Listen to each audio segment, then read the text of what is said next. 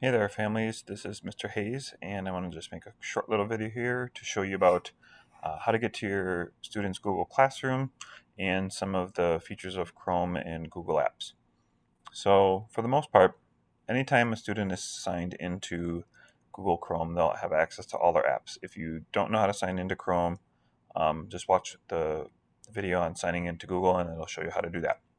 However, once you're into Google Chrome, you'll notice that there is an app launcher here, the Google Apps Launcher. It's these 9 squares. Sometimes we call it the waffle.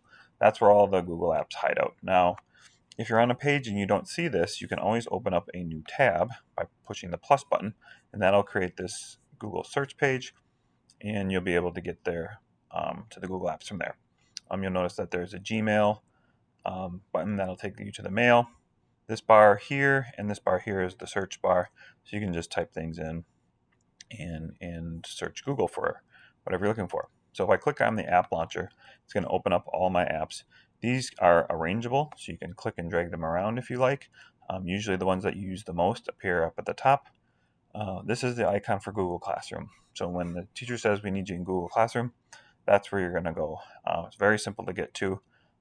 Click on that icon and it will bring you to Google Classroom. We also have your mail, calendar, Drive. Drive is basically like the folder system, holds all of their documents and things like that. And then we have Docs, which is like a word processor, Sheets is a spreadsheet, and Slides is for PowerPoints and things like that. So that is the Google Apps in a nutshell. One other thing I'll show you is, so using Google Chrome, which is the web browser, you have access to things like extensions. So you'll notice that some of the students have extensions that we've pushed out, and bookmarks. If you can't see your bookmark bar, you can go to the 3 dots here and go to bookmarks and say show bookmark bar. That has to be checked. Once they're in here, you can create folders by right clicking and adding a folder, or you can add bookmarks. So a bookmark is anything that would be saved on your bookmark bar. A really easy way to do that is to come over to the icon and just, well, let me get to a website here. So we'll go to nearpod.com. So that's the site that your kids will be using quite a bit this year.